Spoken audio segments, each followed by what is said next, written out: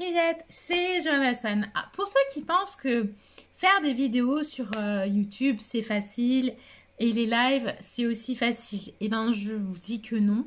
Je vais sortir cette vidéo dès que je l'ai fini. Il est 4h33 du matin au moment où je l'enregistre. Et en fait, ce que je viens de faire, c'est je viens de finir de préparer mon live pour le 13 mars prochain. Donc ce sera un classico féminin à 14h30, c'est le match, mais je ferai mon live à 14h. Donc il faut que j'ai un petit peu de contenu pour l'avant-match.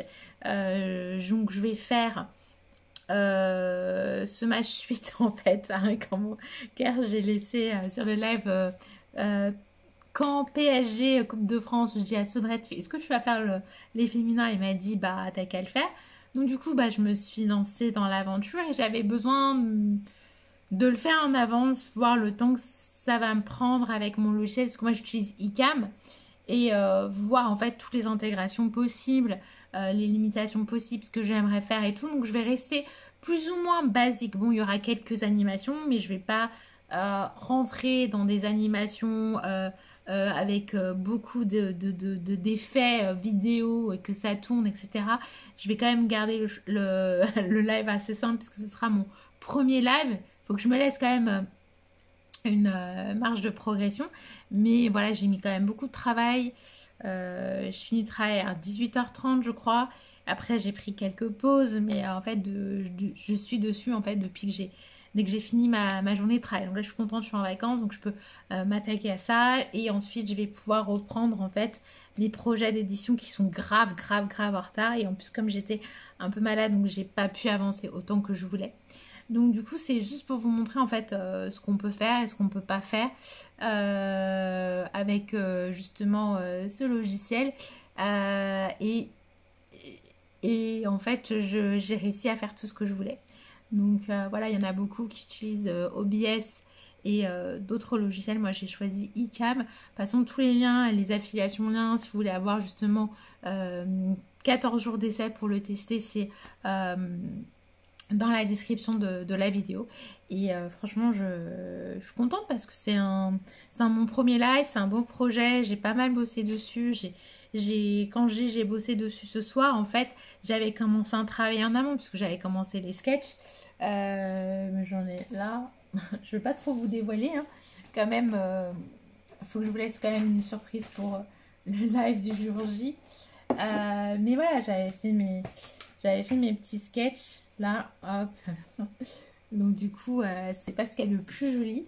Mais voilà, par la suite, en fait, ça m'a permis d'avoir une base. Il y a une partie qui était coloriée et du coup, j'ai pu me baser sur ça pour créer le graphisme. Et en fait, comme c'est un match en live par rapport à un match où, comme d'habitude, je le faisais sur, par exemple, Canva, je faisais tous mes graphismes sur Canva et je les mettais et j'en parlais puisque c'était un match qui était fini. Et là, c'est un live. Il faut des mises à jour constantes. Donc, ça inclut de créer des fiches sur mon logiciel iCam Live. Donc, par exemple, rien que pour les compos probables, j'ai mis toutes les joueuses du Paris Saint-Germain et toutes les joueuses de l'équipe de Lyon. Parce que j'avais pas le choix avec la compo probable. C'est pas une heure avant le match que je vais pouvoir le faire. Même pas, j'ai une demi-heure avant le live et j'aurai d'autres trucs à préparer. Donc du coup, je suis obligée de tout faire. Et ça me rassure en fait, me disant bon le prochain live PSG Lyon, il sera plus facile pour moi à préparer parce que j'aurai déjà une base, ou d'autres prochains lives justement de football féminin que j'aimerais éventuellement faire. Et donc là, je suis en train de peaufiner. Je pense que je vais continuer à le peaufiner. Là, je suis en train vraiment de descendre en disant ouais, ça y est, je l'ai fait, c'est cool. Et voilà, donc je pense pas que j'aurais pensé à le faire parce que le football féminin est un petit peu sous-représenté. Et puis après, moi, je fais vite fait une partie des lives football masculin et on me dit souvent montre les images, etc. Il faut savoir que je peux pas vous diffuser le match, c'est interdit en fait. C'est pour ça qu'il y a les droits, vous avez entendu avec Mediapro, il faut payer les droits de diffusion pour pouvoir diffuser un match. Donc du coup, bah voilà, moi je suis contente, je mets mes animations, j'ai pas la technologie que j'aimerais comme Sodred et tout, j'en ai déjà parlé avec les radars et les trucs comme ça, parce que tout est payant.